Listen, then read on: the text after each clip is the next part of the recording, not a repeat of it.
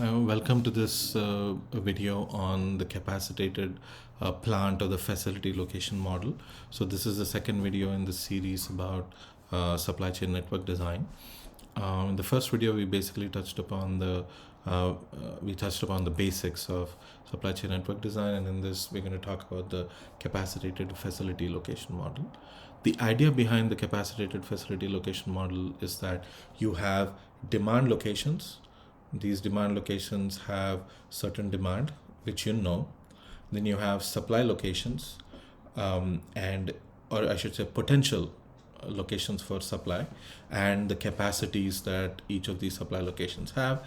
And then you have to make a decision of which of these supply locations to open, so that you can open plants or open warehouses or something at these supply locations, so that you can take the supply from those locations and send it to the demand locations. Now, this should sound familiar because this is very similar to the transportation model. In the transportation model, you had fixed supply locations and fixed demand locations, and items flowed directly from the supply locations to the demand locations, right? So that was the transportation model.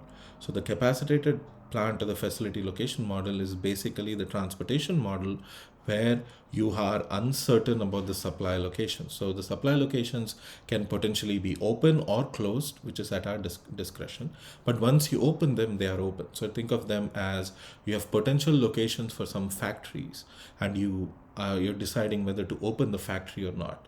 It doesn't have to be a factory. It could be an office, it could be a warehouse or something, but there are potential locations. But once you open the location, that capacity is available in that location. But if you don't open that location, you don't have the capacity available.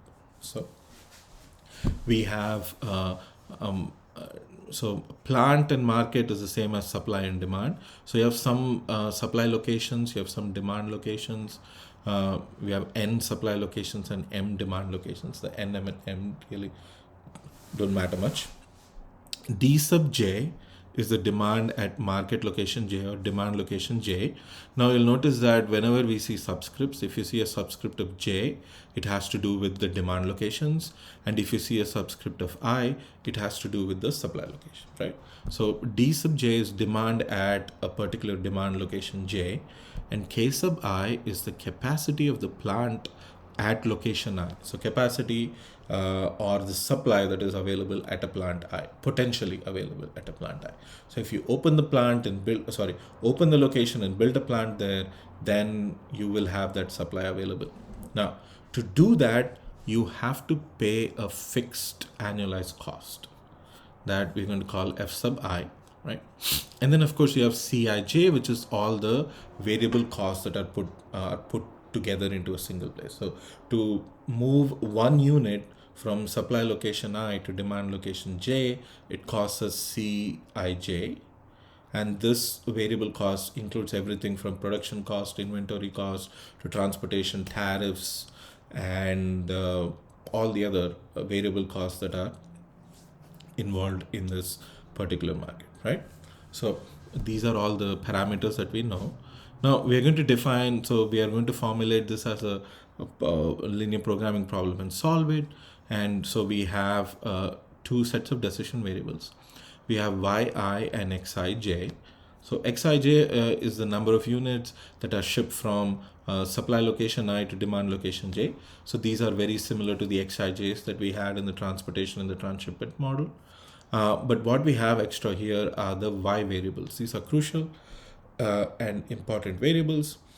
Y sub I is a variable that represents whether or not the plant at location I, the facility at location I, is open or not. So this y variable takes only two values. It is either 0 or 1.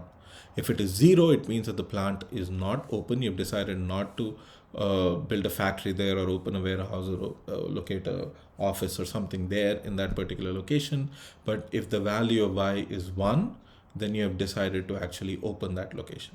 So if the value of y is 0, you're not opening that location. If value of y is 1, then you're opening the location, right? Now, remember that this variable y can only take these two values. So it cannot be 0.1, it cannot be 0.9, it cannot be 1.5, or any other number. It cannot be 10. It can only be 0 or 1, depending, which represents whether the plant is open. If it's 1 and 0, it means the plant is not open. So those are the only two values that y can take. Now this is an important way of defining these variables, and these types of variables are called binary variables because they take only two values, right? Okay. So with this, those are decision variables. Now let's look at the objective. So the objective, there are two pieces to the objective function. One is the variable cost, and the next is the fixed cost. Now this variable cost piece is again exactly the same as we saw in the transportation and the transshipment model. You multiply the cost of transporting items from location I to location J times the number of items that are transported from location I to location J. So that's the variable cost, total variable cost, plus the total fixed cost. Now the fixed cost is incurred if the plant is open. If the plant is not open, the fixed cost is not incurred. So if when you multiply fi with yi, remember that yi can only take two values, ones and zeros, right? So if yi is 1, then fi times yi will be equal to fi, because yi is 1, right? Any number times 1 is the same number. So fi times yi will be fi, which means that you will incur the fixed cost if the value of yi is 1. But if the value of yi is 0, then fi times yi will be 0, and you don't incur the fixed cost. So by conveniently defining the y variable as a 1 and 0 variable, we are using it to figure out whether or not we are going to get charged the fixed cost. So if the plant is open, we'll be charged the fixed cost. If the plant is not open, the fixed cost is not charged to us, right? So that's basically what that is. Now, like any network problem, they will have two sets of constraints. We have demand constraints and supply constraints. Now there is a mistake here. This should be less than or equal to, but for some reason I'm unable to change it, so I'm going to leave it here. But remember that this has to be less than or equal to here. We'll talk about that in a second. Now, the first constraint that you see here, these are the demand constraints, which say that all the demand, all the supply coming into a particular demand location J has to be equal to the demand at that location J, right? This is like any demand constraint that you had. All the items flowing in to a particular demand location has to add up to the demand.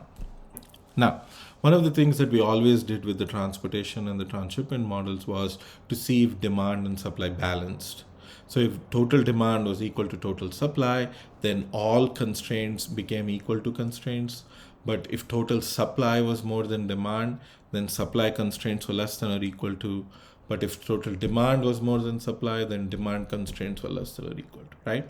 So that's something that we checked for. We don't have to do that with the capacitated facility location model, because we have a large number of locations where we can potentially open these facilities. So the potential supply is always going to be more than the potential demand. So that is why the supply constraints will always be less than or equal to, and demand constraints will always be equal to for the capacitated facility location model, right? Right, so that was the demand constraint. Total demand at a particular demand location should be equal to the value that is demanded at that location, or the demand value at that location. Now, as far as the supply constraint is concerned, the total supply coming out of a particular supply location has to be less than or equal to, remember, there's a mistake here, has to be less than or equal to the available capacity at that location. So available supply at that location. So just like any supply constraint, total supply coming out of a particular supply location has to be less than or equal to the supply that's available. But what is the supply that's available? What is the capacity of that location?